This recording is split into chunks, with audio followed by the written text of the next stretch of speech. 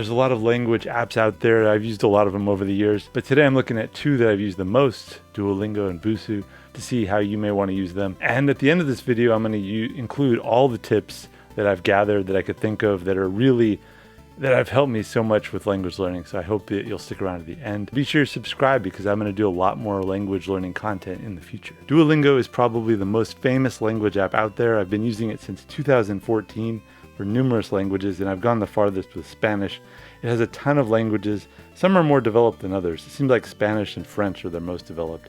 And they continue to add more, fiddle with how they teach it, and so on. Busuu is actually older than Duolingo, but I didn't start using it till this year. And I was immediately impressed with its different format for teaching, very different teaching style. But which one will help you learn faster and better? That is the question. Also, on Busuu, there are fewer languages. I think that right now they only offer 14, which will certainly be a key factor depending on which one you want to use. ポスターはいくらですか？ここは僕の部屋です。 In terms of the length of the lesson, Duolingos are usually takes me about 2 to 5 minutes. Some take longer. Busuu, it really depends. Sometimes they're really short, especially when you're just getting started with the app. Sometimes I just really want to blaze through them as quickly as I can. But it usually doesn't take more than like 5 to 10 minutes. In terms of difficulty, both apps claim that they aim to get you to around B2, C1 level. And like I said, some are more developed than others. On Duolingo, Spanish as an example, which is the most developed, I think, on both apps. On Duolingo, they have 220 units, and if you work through that, it's going to take you probably years to get through all that material. On Busuu, it goes up through C1, and I find that on Busuu you can go a lot faster, but I have some caveats, things that I want to say about that. Now, the type of material, Duolingo is mainly text and audio. Sometimes they have pictures to help you along. Busuu is text, audio, images, sometimes video, sometimes manga with Japanese or news articles. The instruction style, Duolingo has some guidance and will sometimes explain to you. You can use their guidebook, or you can just ignore the guidebook and kind of go for the experience of immersing yourself and trying to intuitively pick it up as you go along. I find that Busuu, they really integrate grammar and explanations into the lessons. Some people like that. They like to know why things are happening the way they are. Some people don't like that, and they'll be really annoyed by having to constantly read. When I see this like kind of a big block of text, sometimes I get really annoyed and it kind of seems a little slow. Paying attention to the written instructions is much more essential on Busuu if you want to move forward. It's important on Duolingo too, but you just kind of pick it up a little more intuitively. Now, which versions do you want to use? I find with Duolingo that the desktop version is actually my preferred because you don't have to deal with the gems and the point system. You can type if you want to. I used to type a lot, but at some point I decided not to type, and I find that I can go a lot faster because I'm just trying to get through the lesson as quickly as I can and get to comprehension, because I think the comprehension always comes first, and then you can worry about typing later if you really want to quiz yourself. But I find that I just want to get to the deepest, most complex level of understanding first. With Busuu, as near as I can tell, the desktop and the app versions are exactly the same. The cost, both websites have pretty good free versions. I've only used the free versions. There are some advantages. On Busuu, you don't have to watch their 15-second ad thing. With Duolingo, I think connects a lot to their point system. I don't think you need to use the premium versions. I think that my goal is to get off the app and not to use it. So I think if you're just relying on one app, then yeah, you may want to buy the premium version to review. But if you're not, then use other things to review and to go forward. Now, what if you want to learn the writing system? And I would definitely learn the writing system because you don't have to. I mean, if you just want to speak, I guess you can. And approaches like Pimsleur are mainly focused on audio, but I think that you should learn the writing system. And for the most part, Japanese and Chinese, obviously, you have to memorize a lot. But other writing systems, for the most part, aren't that complicated. Thai is what I've been struggling with. And unfortunately, Thai is not on Duolingo or Busuu. Yeah, if you want to learn the writing system, for example, Russian, Greek, they have pretty good modules on Duolingo just to learn that. Hindi, a bunch of other languages. Busuu tends to incorporate learning the reading as you do the lesson. It will walk you through the writing system and slowly add characters. Now, one thing that Busuu does that Duolingo does not do well enough is let you learn your language in other languages. I think something like 20 languages or something. For example, if you want to learn Spanish, you can learn it in English, or you can learn it in Russian or in Arabic or in Vietnamese. There's all these other options. Duolingo kind of lets you do that with certain things, but not nearly as many and not it's much more limited. I just think it's great that you can do that on Busuu. Now, in terms of the content, what is it? Duolingo's main content is just random sentences, like random sentence, not connected to any story, not connected to anything beyond the sentence, to see if you can translate it or translate from English and so on. Whereas Busuu tends to use a lot more of curated content, like short dialogues, short stories. That's kind of nice, but sometimes I have to admit on Busuu, the content is really dry and I'm not into it at all. It's not always the best content. Duolingo does have stories and I think they're great, but they don't use them as much as I would like. Duolingo used to let you access all the stories whenever you want, so you can just do like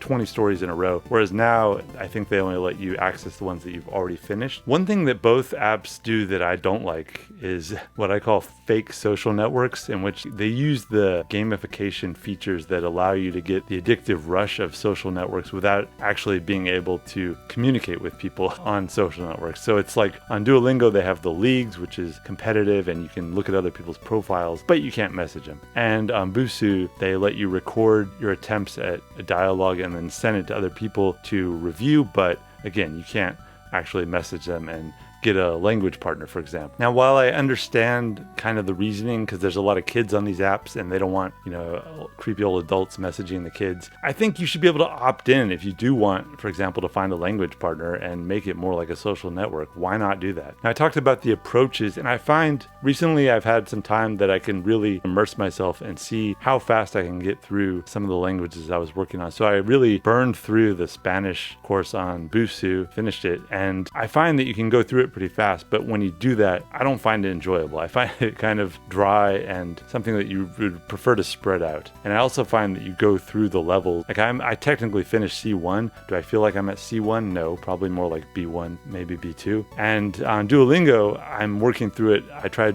really like going through it as quickly as I could too. I find it more enjoyable. It's not, it's not totally enjoyable. You need breaks, but I find it more enjoyable to just, if you really want to attack a language. On the other hand, I feel like I actually learn it. You have to go through it a lot more before you get to the next level. Duolingo really has the gamification aspect down a lot better, and that whenever I see on Busuu a big block of text, I'm just like, whereas on Duolingo, after I finish a lesson, I usually want to go on and do the next lesson. They have the leagues, which I used to not care about the leagues, and I still don't, but it does make you more competitive, which I guess if you want to, their goal is to get you on the app as much as possible. My goal is not really to win in some league that is ultimately just some digital environment that I don't care about, but is to get off the app and have a pretty good understanding of the language that I can go out and use and not study it anymore, just use it. So my ultimate verdict on which one to use is both. Use whichever one is most enjoyable and feels like you're not hitting the blocks of learning.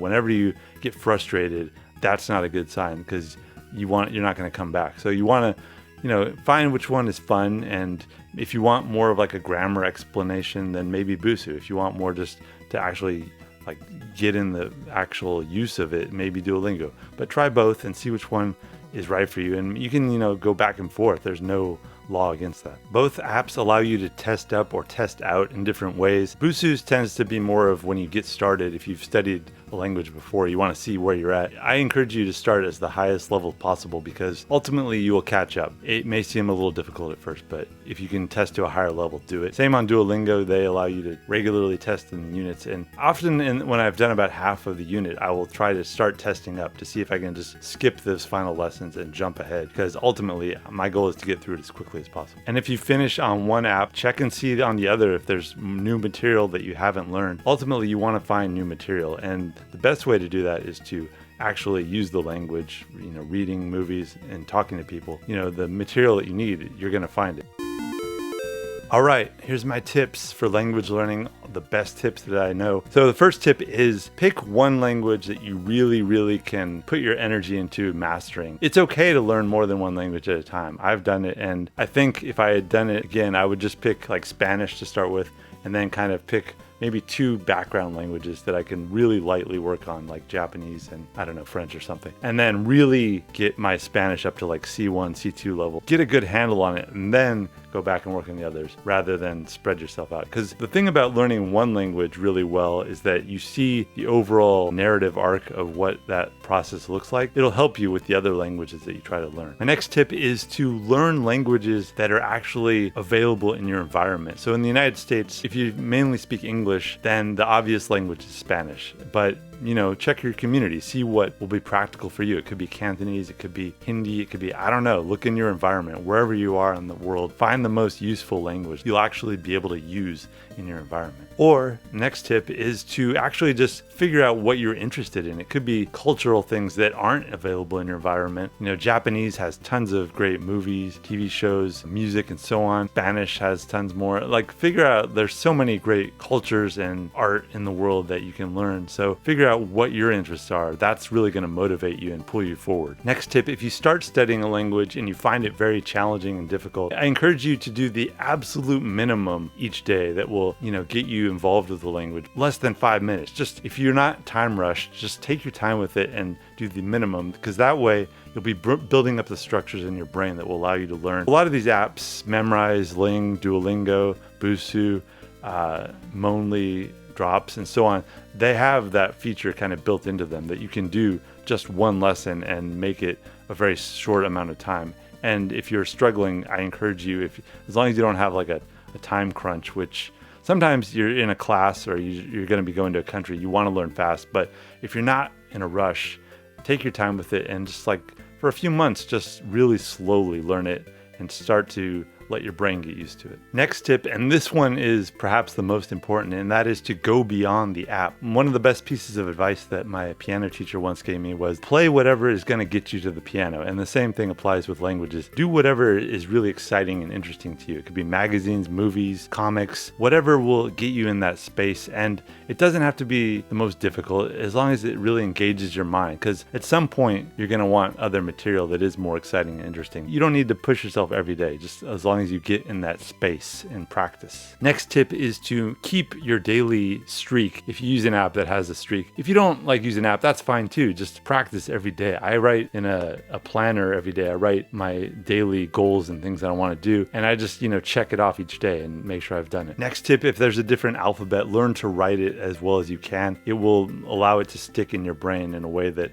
just reading it doesn't. If your app doesn't have some writing program dedicated to that, just go on YouTube and type in how to write, writing practice for your language. Next tip is kind of at odds with what I said earlier, but if you find that you are really struggling with the language, don't be afraid to take a break. Take like a month off. For some reason, if you do that, I did that with Korean several times, and each time I came back to it is a little easier. Next tip when you're using these apps is to verbalize, even if there's no, microphone recording system. Some of them have it, but just every sentence, speak as much as possible because you're using a part of your brain that just reading isn't. Next tip is to not use any hints if you can. Try to just guess and try and see what you can really know. There's so many times when I've just guessed and surprised myself that I knew it, and I don't know how I knew it, but somehow it was in there. Give yourself permission to fail. One thing aside from just good study habits that I've learned a lot from these apps is that it's okay to fail. You get this sense of grit, and ultimately it's just you just mark it in your brain. Fail and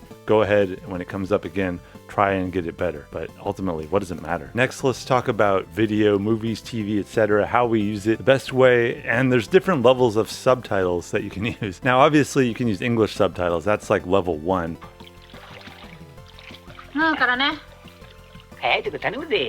Next level is subtitles with the actual, your target language. So it just allows you to see and hear the language at the same time. ¿Qué pasa? ¿Te está volviendo loca? I would encourage you to get to this level and away from English, even if you don't understand everything that you're reading, because it's just going to help you a lot more. And obviously, this is more difficult if the target language has an alternate writing system aside from like Roman characters, but get to it as soon as you can. And then finally, the ultimate level is where you can just listen and not even use subtitles at all. That's kind of the goal. That's going to take a while. And I think if you can get to that second level where you have the subtitles in your target language, that's going to be very helpful. That's enough. Stop touching my hair. I'll finish it myself. Next, if you are learning a language, you are in the memory business, whether you like it or not. Before sleep is the best time to study. You'll hear that over and over in all these sources. It's not debated at all because sleep, that's real. You need good sleep. You can study right before you sleep. Even if you just do a little, like read a little or listen to a little of your target language right before you sleep, do it because it is so important. 3 books, if you want to check out and learn more about this, that I highly recommend are When, Why We Sleep, and How We Learn. Check them out, links down below. Speaking of reading, it is for me one of the key parts of language learning. I think you have to read regularly. 2 ways to do that. One, on an ebook reader like the Kindle, for example, has translation within the program. Not every language, unfortunately, but a lot of languages. You can also, on a phone or a tablet, use Google Translate or another translation app to take a screenshot. I do this with comics all the time and translate it. It's very good and very helpful. So those are my language learning tips. Even the easiest language has challenges, and even the hardest language can be learned. Let me know if you have any great tips of your own down in the comments below. Be sure to subscribe too, and hope to see you in future videos on language. Bye.